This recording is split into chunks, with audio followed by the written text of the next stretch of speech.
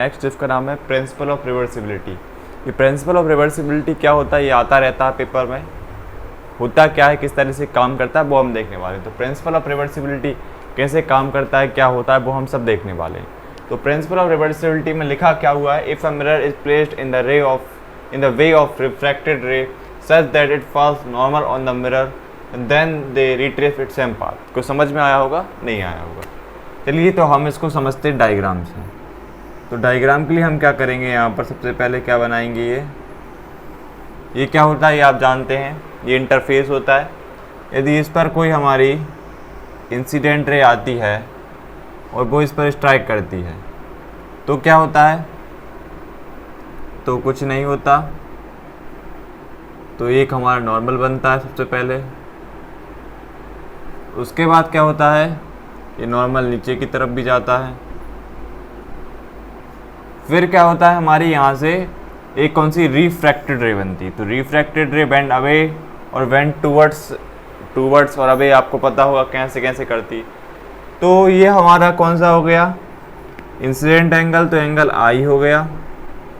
और ये हमारा रिफ्रैक्टेड रे तो एंगल आर हो गया। और ये हमारा कौन सा हो गया, मीडियम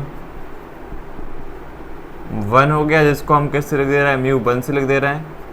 और ये मीडियम 1 है हमारा, और इसको मीडियम 2 लिख देते हैं, ये हमारा मीडियम 2 है, तो इसको म्यू 2 से लिख दिया। ये म्यू 1 हो गया, ये म्यू 2 हो गया। तो यहाँ पर समझने वाली बात क्या है, इसको हम ओ नाम दे देते हैं, इसको ए नाम दे देते हैं, इसको इस पॉइंट को बी नाम दे देते हैं। और हमने इस डायग्राम में क्या किया, यहाँ पर एक क्या किया, एक मिरर लगा दिया इस पॉइंट पर, यहाँ पर एक मिरर लगा दिया। तो मिरर लगाने से इस पर होगा क्या, जब कोई रे किसी पर फॉल हो रही है और वो कैसे नॉर्मली फॉल हो रही है, यहाँ पर लिखा हुआ है if a mirror is placed in the ray of refracted रे, इस वे में जो रिफ्रैक्टेड रे का वे है उसमें यदि कोई मिरर को प्लेस कर दिया जाए सच that it falls normal on the mirror, ये किस पे, इस पे कैसे फॉल होगी, नॉर्मली मतलब 90 डिग्री पर। यदि कोई रिफ्रैक्टेड किसी मिरर पर कोई रे 90 डिग्री पर फॉल होती है तो आपको रिफ्लेक्शन वाले में आपको एक नियम से कहा था, वो याद आ रहा होगा, अभी और बता दूंगा मैं कैसा था वो। Normal then they retrace its path, ये क्या है, इसी पाथ पर रिटर्न बैक हो जाएगी। लेकिन वो रूल क्या था आपको पता होगा, यदि कोई मिरर है और उस पर हमारी कोई भी रे 90 डिग्री पर नॉर्मली पर स्ट्राइक करती है, फॉल होती है, तो वो क्या करती है, उसी पाथ पर रिटर्न बैक हो जाती है। क्यों हो जाती है, आपको पता है कि जो नॉर्मल बनता है वो भी कैसा 90 डिग्री पर बनता है, तो नॉर्मल भी यही रे पर बनेगा, इसी रे पर भी हमारा, इसी रे पर क्या होगा, हमारा नॉर्मल भी होगा। तो इसी रे पर हमारा नॉर्मल है, तो आपको पता है नॉर्मल और जो हमारी इंसिडेंट रे होती है इस पर स्ट्राइक की, तो इंसिडेंट रे हो गई, तो इनके बीच में एंगल बनता है। तो लेकिन यहाँ पर एंगल कितना बनेगा, हमारा एंगल आई 0 बनेगा। क्यों बनेगा, क्योंकि नॉर्मल भी वहीं पर है और इंसिडेंट रे भी वहीं पर है, दोनों एक ही जगह पर है, तो एंगल आई कितना हो गया, 0 हो गया।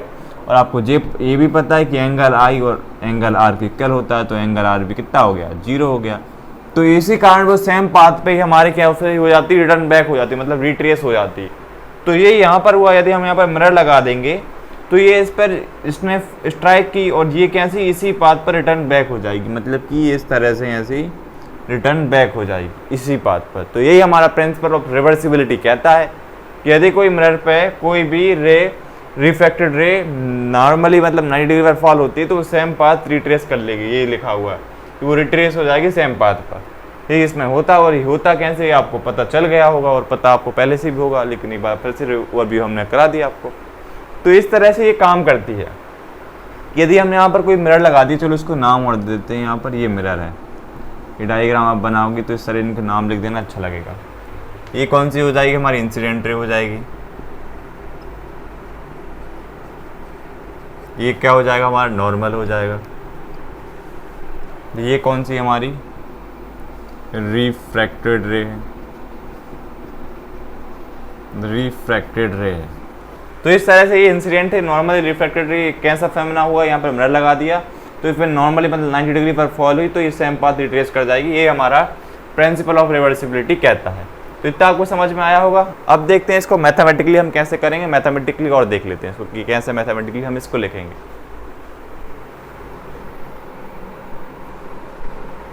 आइए बच्चों इसको मैथमेटिकली देख लेते हैं। तो मैथमेटिकली हम क्या करेंगे, सबसे पहले हमारी रे कैसे गई वो वाला हम पाथ लेंगे। कैसे गई, ओ ए से बी पर गई, मतलब कि इस तरह इंसिडेंट रे आई और इस पे रिफ्लेक्टेड होकर बी पॉइंट पे गई। तो यहाँ पर हम वही चीज़ लिखेंगे, when path O A B. यहाँ पर क्या करेंगे, अप्लाइंग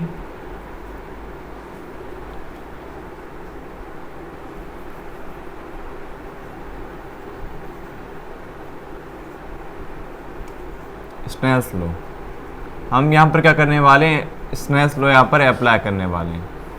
तो स्नेल्स लॉ अप्लाई कैसे करते हैं वो आपको पता है कि जो एंगल आई है वो कहाँ पर बन रहा है, हमारे मीडियम 1 पे बन रहा है।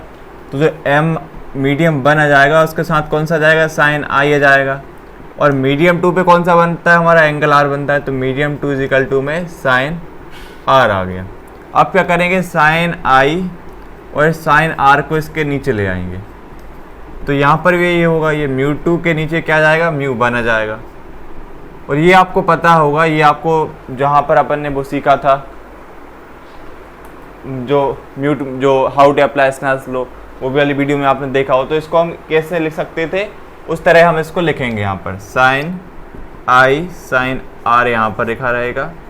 इसको आपने how to apply Snell's law में देखा होगा। इसको कैसे लिख सकते थे हम, म्यू 1 2, मतलब कि लाइट कहाँ 1 से 2 की ओर जा रही, क्योंकि देखिए ये मीडियम 1 है, इससे कहाँ मीडियम 2 पे जा रही। तो इस तरह हम इसको म्यू 1 और नीचे 2 लिखेंगे। इस तरह से हम इसको लिख सकते हैं। ये बता रहा है लाइट 1 से 2 की तरफ जा रही है, इस तरह हम इसको लिख सकते हैं। और ये वहाँ पर अच्छे समझाए हुए हैं मैंने how to apply Snell's law, जो कि हमारा कौन सा टॉपिक था, how to apply Snell's law. जहाँ सीखा था हमने रिफ्रैक्शन वाली, जो रिफ्रैक्शन की 9 के बी वाले पार्ट की पहली वीडियो, उसमें आपने ये देखा होगा। तो इसको हम इक्वेशन 1 नाम देते हैं। अब क्या करेंगे हम, अब आपको पता है, अब पहले तो हमारे पास ओ ए बी था, लेकिन मिरर के कारण क्या हुआ, ये इस पर स्ट्राइक हुई। अब लेकिन क्या हुआ, ये सेम पाथ पे रिट्रेस हो गई, मतलब कि इस सेम पाथ पे ये रिटर्न बैक हो गई। तो अब हम पाथ कौन सा लेंगे, बैन पाथ बी ए ओ। अब करेंगे हम यहाँ पर अप्लाइंग स्नेल्स लॉ। यहाँ पर हम अप्लाई करेंगे अब स्नेल्स लॉ। तो यहाँ पर क्या आ जाएगा सबसे पहले, तो अब हम क्या करेंगे, when path B O apply Snell's law. अब हमारा पाथ कौन सा हो गया, बी ओ ए हो गया। तो बी ए ओ में क्या होगा, आपको पता है हमारी लाइट कैसे रिटर्न बैक जा रही है। तो यहाँ पर सबसे पहले कौन आएगा, मीडियम 2 आएगा। तो मीडियम 2 के लिए क्या है, म्यू 2 और इसके साथ कौन सा है, साइन आर है। उसके बाद मीडियम 1 है, उसके साथ हमारा कौन सा एंगल है, साइन आई वाला है। तो यहाँ पर ही हम वही करने वाले हैं, ये साइन आर है, साइन आई को इस तरफ ले आओ। तो साइन आर अपॉन में साइन आई आ जाएगा। और यहाँ पर क्या हमारा मीडियम 1 तो है ही, इसके नीचे क्या आ जाएगा, मीडियम 2 आ जाएगा। तो इसको भी हम वैसे ही लिख देते हैं जैसा हमने उसमें लिखा है, साइन आर साइन आई। यहाँ पर अब क्या हो रहा है, हमारी जो लाइट है कहाँ, मीडियम 2 से रिटर्न बैक हो रही मीडियम 1 पर। पहले क्या हो रहा था, 1 से 2 पर जा रही थी, लेकिन अब रिट्रेस हो रही है, क्योंकि पता है मिरर के कारण बैक हो जाए, रिटर्न बैक। तो यहाँ पर हम लिखेंगे कैसे, हमारी जो लाइट है 2 से 1 की ओर जा रही। तो इस तरह से इसको लिख सकते हैं। अब आपको क्लियर हो गया होगा पूरा। तो ये इसको इक्वेशन 2 नाम दे देते हैं। तो ये इक्वेशन 1 बन गई हमारी, ये इक्वेशन 2 बन गई। तो इतना आपको समझ में आया होगा। अब क्या करेंगे हम, मल्टीप्लाइंग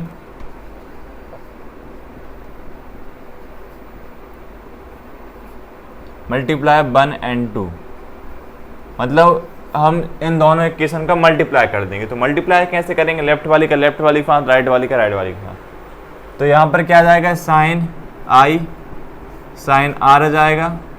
ये इस वाली का और इस वाली का, इस वाली का और इस वाली का लिख देंगे।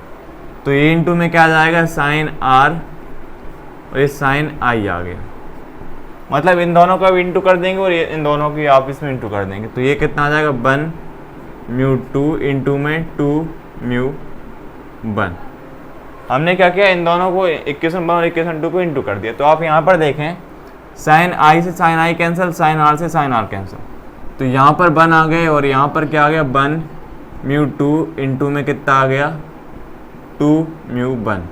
तो यहाँ से हम फॉर्मूला यदि बनाना चाहें, इसको क्या करते हैं, हम इस तरफ ले आते हैं, क्योंकि ये दोनों प्लस में है।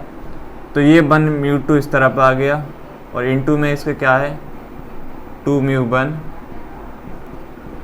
इसको इस तरफ लिख दिया। तो अब हम इसको कैसे लिख सकते हैं, या तो हम ऐसे लिख सकते हैं 1 म्यू 2 और इसको 1 के नीचे क्या पहुंचा देंगे ये वाली टर्म 2 म्यू 1, तो एक फॉर्मूला हमारा यहाँ से ये बन जाएगा।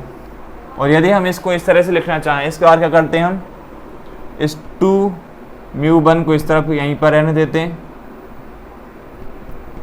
और यहाँ पर क्या करेंगे इस 1 म्यू 2 को फिर नीचे पहुँचा देते हैं, तो 1 म्यू 2 यहाँ पर आ गया। तो ये हमारा दूसरा फॉर्मूला बन गया।